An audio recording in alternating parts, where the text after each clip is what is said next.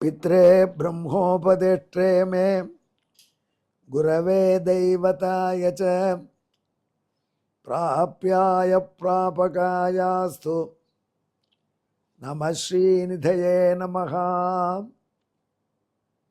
नमो वेंकटेशाय वेंकटत्वरैवार्क नमः।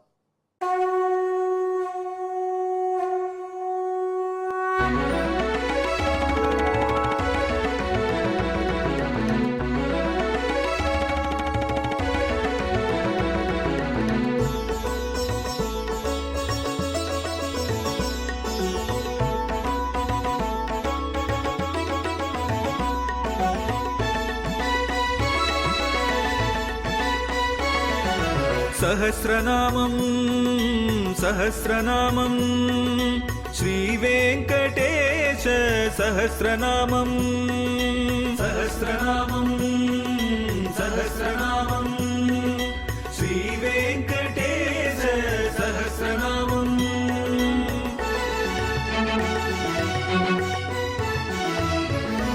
உலகில் கலிவினை தோஷம் அகற்றும் நாமம் சஹஸ்ரநாமம். உயர்வுகளை வாழ்வில் அளிக்கும் நாமம் சஹஸ்ரநாமம். திருமலையில் தினம் அர்ச்சனை நடைபெறும் நாமம் சஹஸ்ரநாமம். திருவேங்கடனின் தரிசனம் காட்டும் நாமம் சஹஸ்ரநாமம். சகஸ்ரநாமம் சகஸ்ரநாமம் श्रीवेङ्कटेश सहस्रनामं सहस्रनामं सहस्रनामं श्रीवेङ्कटेश सहस्रनामं। அன்பர்களே, நாம் இப்பொழுது திருவேங்கடமுடியானுடைய திவ்ய சகஸ்ரநாமத்திலே 577வது திருநாமத்தை அனுபவிக்கப் போகிறோம்.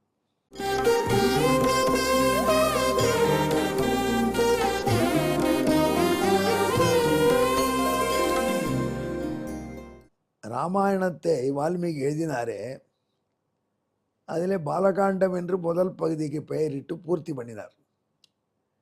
அயோத்தியா காண்டம் என்று 2வது பகுதியை தொடங்குகிறார். சீதா கல்யாணமாகி ஊருக்கு திரும்பியவாறே பரதன் அவருடைய தாய்மாமன் வீட்டுக்கு போயிடுறார். அவன் ஆயுஷ்மோகம் வந்துருக்க இதுதான் அஜித். இப்போ எல்லாரும் என்ன சொல்கிறாங்க, பரதனுடைய தாய்மாமன் இருந்த இடம் தான் ருஷ்யா.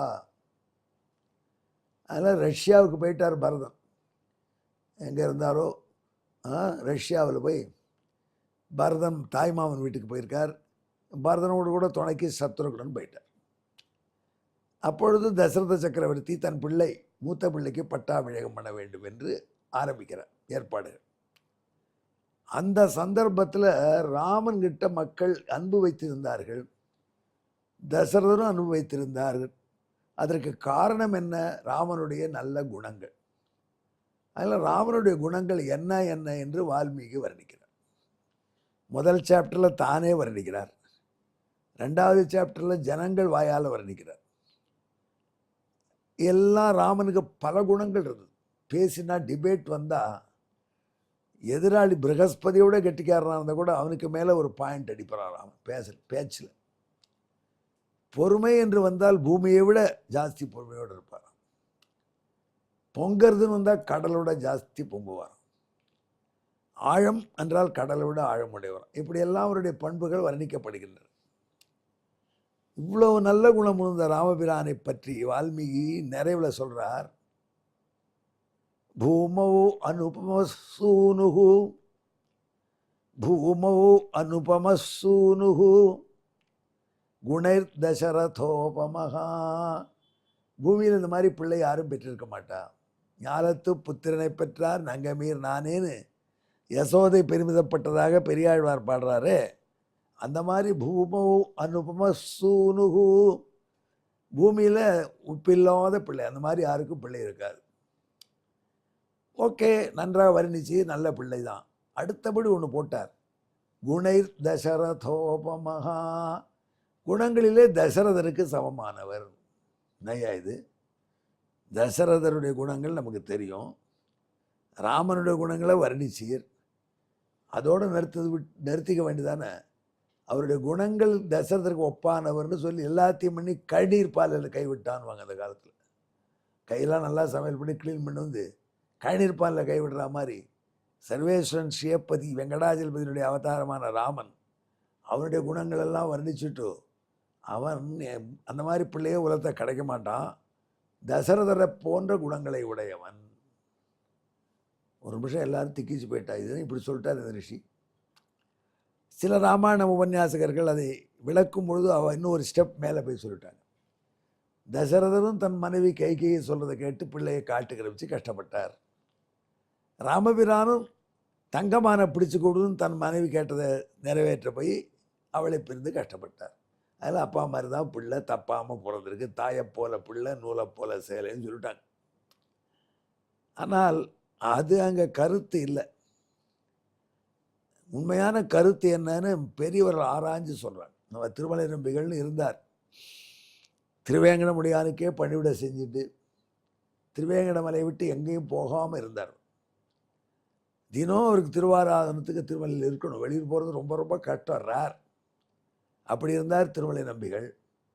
அவர் ராமாயணத்தையே படித்து ஸ்ரீனிவாசனையே சேவித்து ராமாயணத்துக்கு ஏகப்பட்ட விளக்கங்கள் அவருக்கு வந்துடுத்து. அவர் ராமாயணத்தில் சாம்பியன் எக்ஸ்பர்ட் ஆகிட்டார். அவர் இந்த இடத்துக்கு சொல்லிக் கொடுத்த கருத்தை தான் இப்போ நான் உலகத்தில் சொல்கிறேன். இப்போ உங்களுக்கு தசரதனை போன்ற பிள்ளை என்று சொன்னால் என்ன பொருள்னா, அப்பாவுக்கு அடங்கிய பிள்ளை. எப்படி வரும்? அப்பாவை போலன்னு சொன்னால் யாராவது ராமனை பார்த்தா, அம்மா பிரமாதம் பண்ணுற ராமா, இந்த மாதிரி எப்படி தான் பண்ணுறீங்க, உங்கள் அப்பா கூட பண்ண மாட்டார் சொன்னால் அபச்சாரம் அப்படி சொல்லாத. எல்லாம் அவற்றேருந்து வந்தது தான். என்னுடைய தோள் அவர் கொடுத்தது, என் கண் அவர் கொடுத்தது, என் காது அவர் கொடுத்தது. கரெக்ட் தானே?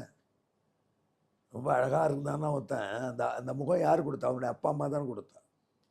ஆகையினால அப்பனுக்கு அடங்கிய பிள்ளை இப்படி தன்னை சொன்னால் ராமனுக்கு ரொம்ப திருப்தியாம். அதனால நீங்கள் பார்த்தீங்கன்னா ராமனை குறிக்கும் பொழுது சக்கரவர்த்தி திருமகன்னு சொன்னால் ரொம்ப குஷியாகிடுவார். அதான் ராஜாஜி என்ன பண்ணார், ராமன் கதையை எழுதிட்டு அதுக்கு ராமாயணம்னு பேர் வைக்கல, சக்கரவர்த்தி திருமகன் பேர் வச்சார். கண்ணபிரானும் அப்படித்தான். கிருஷ்ணன் நந்தகோபகுமாரன் வாசுதேவன் ரொம்ப பிடிக்கும், வாசுதேவ புத்திரன். ஏன்னா பகவானுக்கு ஒரு ஏக்கமா, நமக்கு ஒரு அப்பா இல்லையேன்னு. அப்பா இருந்தால் ரொம்ப பெரிய அட்வான்டேஜ். நமக்கு எதாவது பிடிக்காத காரியம் வந்துடுத்து செய்யணும்னா அப்பா ஒத்துக்கலை செய்யலைன்னு சொல்லிட்டு போயிடலாம். அப்பா சொல்லிட்டார் வா போ அப்படின்னு உள்ளான். நமக்கு எதாவது பிடிக்கிறது வேணும்னா அப்பா போயிட்டு ரெடி, அப்பா கொடுன்னு அவர்கிட்டயே சொல்லி வாங்கிட்டு போயிடலாம். அப்பா இருக்கும்பொழுது அமாவாசை வந்தால் கவலை இல்லை, ஜாலி. 4 ஐஸ்கிரீம் சாப்பிட்லாம், 4 வேளையும் கவலை, தர்ப்பணம் பண்ண வேண்டாம். அதனால் அப்பா என்று ஒரு தெரிந்துவிட்டாரா ரொம்ப ரொம்ப அழகான வாழ்க்கை. அதெல்லாம் அப்பா இருப்பது ரொம்ப தேவை. ஆனால் நாராயணனுக்கு ஏது அப்பா? அவன் தான் எல்லாருக்கும் அப்பா. அதெல்லாம் வைகுண்டத்தில் இருக்கிற நாராயணனுக்கு ரொம்ப வருத்தமாக, இங்கே ஒரு அப்பா இல்லையே அப்படின்னு. அதுக்கு பூலோகத்தில் தன்னுடைய பிள்ளைகளிலே தான் படைத்தவர்கள் ஒரு அப்பாவாயத்திண்டு அவருடைய பிள்ளை என்று தன்னை சொல்லிக்கொண்டு அந்த குறையை தீர்த்து கொள்கிறான். இப்படி அப்பா உள்ளவன் என்கிற பெயருக்கு ஆசைப்படுறான் பகவான். அதனால் அவங்க நபஸ்வான் என்று பெயர். அப்படி போட்டு பார்க்குறவனாகிறா. எங்கிருந்து எங்கடா சொல்கிற நீ? நபஸ்வான் என்கிற பெயருக்கு வான் காத்துன்னு அர்த்தம். நபஸ்வானிவ தாட்சிணா. நபஸ்வான் என்கிற சான்ஸ்கிரிட்டுக்கு வேர்டுக்கு காத்துன்னு அர்த்தம். காற்றுக்குள்ளே இருக்கிறவன் எம்பெருமான், காற்றை இயக்கிறவன் திருவேங்கடமுடியான். எனவே காற்றுன்னு சொல்லப்படுகிறான். ஒரு நிமிடத்தில் சொல்லிட்டு போவியாத. என்னவோ சொல்லி தசரதருக்கு பிள்ளையாக இருந்தான் ராமன், அதான் அவனுக்கு பிடிச்சிருந்தது. அப்பாவை உடையவனாக இருக்க வேண்டும் என்று ஆசைப்பட்டான். வாசுதேவனுக்கு அதான் வாசுதேவ திருநாமம் பிடிச்சது அப்படின்னு கதை சொல்கிறேன். இந்த திருநாமத்தில் எங்கே இருக்குது அன்பர்களே? இந்த சஹஸ்ரநாமத்தை வியாக்கியானம் எழுதும்பொழுது பல இடத்துல திருவேங்கடமுடையான் அப்பப்போ காட்டி கொடுத்துருக்கான், இப்படி சொல்லுடா அப்படின்னு. இது காற்றுக்குள்ளே இருந்ததை ஏற்கிறவனு ஒரே நமத்தை அர்த்தம் சொல்லி முடிச்சுடலாம். ஆனால் பகவான் திருவேங்கடமுடையானுக்கு இன்றைக்கி ஒரு பாடம் எடுத்தான் காலை காலத்தில். நபஸ்வான்னா எப்படி பெயர்துன்னு முதல்ல பாரு. இப்படி காற்றுக்கு ஏன் நபஸ்வான்னு பேர்? சென்ற திருநாமத்தில் நபகா என்று வானத்துக்கு பேர். காற்று வானத்திலிருந்து தோன்றுகிறதாம். பூதங்கள் எப்படி வருகிறதுன்னு சொல்லும் பொழுது ஆத்மனா ஆகாச சம்பூதகா ஆகாஷாத் வாயு வாயோர் அக்னி என்று உபநிஷத் சொல்கிறது. பஞ்சபூதங்களில் முதல்ல வந்தது ஆகாசம், வானம். அந்த வானத்துக்கு அப்புறம் காற்று வானத்திலிருந்து வந்தது. ஸோ காற்றுக்கு வானம் அப்பா. ஓகேயா? அப்போ நபஸ்வான்னா நபஸை உடையவன் அர்த்தம், அது அப்பாவை உடையவன் அர்த்தம். இப்போ தான் இந்த நாரதர் பண்ண விஷயம் புரிஞ்சுது. நபஸ்வான் என்று ஒரு பெயரை வாயு வைத்துக்கொண்டு சந்தோஷப்படுறான். ஆகாசுக்கு அந்த பேர் வராது, ஆகாசுக்கு அப்பம் கிடையாது. அந்த விஷயத்தில் பார்த்தா காற்று சொல்கிறது பஞ்சபூதங்களில் ஆகாசுக்கு அப்பா கிடையாது, ஃபஸ்ட்டு பூதம். ஆனால் காற்று சொல்கிறது எனக்கு உனக்கு இல்லாத பெரும் அப்பா இருக்காருப்பா. சக்கரவர்த்தி திருமன்னு பெருமாள் சந்தோஷப்பட்ட மாதிரி, வாசுதேவன்னு சந்தோஷப்பட்ட மாதிரி நான் நபஸ்வான்னு சந்தோஷப்படுறேன். நபஸை உடையவன் நபஸ்வான், நபஸை தந்தையாக உடையவன் நபஸ்வான் என்று காற்று சந்தோஷப்படுறான். அப்படி காற்றை போல அவதாரம் பண்ணி கொண்டு பிதா புத்திரேன பித்ருமான யோனி யோனோ என்று வேதம் சொல்லியபடி தான் படைத்த ஜீவராசியில் ஒருவனையே தனக்கு அப்பாவாக வைத்துக்கொண்டு ஆனந்தப்படுபவன் காத்தை போல. அவன் எப்படி நபஸ்வான் என்று பெயரை பெற்றானோ அப்படி இவன் வாசுதேவன் என்றும் தசரதி என்றும் பெயர் பெறுகிறான் என்று நாரத பகவான் சொல்கிறார். இது என்ன தெரிஞ்சுக்கல, வீட்டில் அப்பா இருக்கணும். அப்பா எங்கே இருக்கணும்? வீட்டில் இருக்கணும், முதியோர் இல்லத்தில் இருக்கக்கூடாது. அதுக்காக என்ன அப்பா இருந்தால் அவருக்கு தினம் ஒரு அமாவாசை வந்தால் தர்ப்பணம் பண்ணாமல், ஒரு தீபாவளி இருந்தால் புத்தாடை கட்டி பட்சணம் சாப்பிடலாம். ஆகையினால பகவான் அதை ஆசைப்படுறான். அதனால் என்னை நபஸ்வான் போல நான் இருக்கேன்னு சொல்லிக்கிறான். அப்படிங்கிறத உணர்ந்தீர்களானால் இந்த திருநாம அர்த்தம் கேட்டவர்கள் முதியோர் இல்லத்திலிருந்து அப்பாக்களை மீட்டு வருவார்கள் என்று நம்புகிறேன்.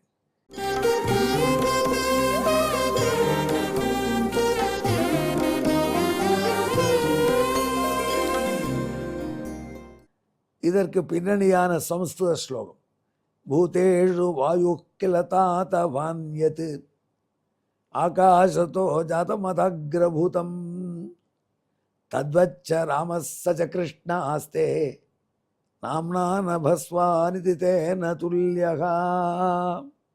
தமிழ். வாயுபூதம் வான்பூத மகனாம், ராமன் சக்கரவர்த்தி திருமகனாமே, கண்ணன் வசுதேவனின்ற மகனாம், நபஸ்வான் போல நம் வெங்கடேன், நபஸ்வான் வானுடையவனே காணாய், நபஸ்வதே நமஹா. நன்றி, வணக்கம்.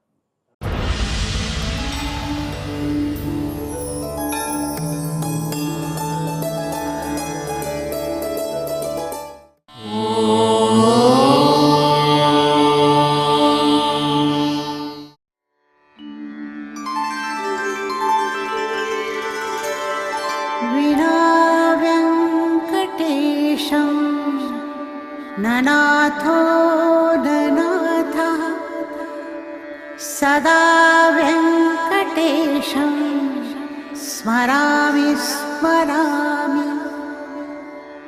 हरे वेङ्कटेश प्रसीद प्रसीद.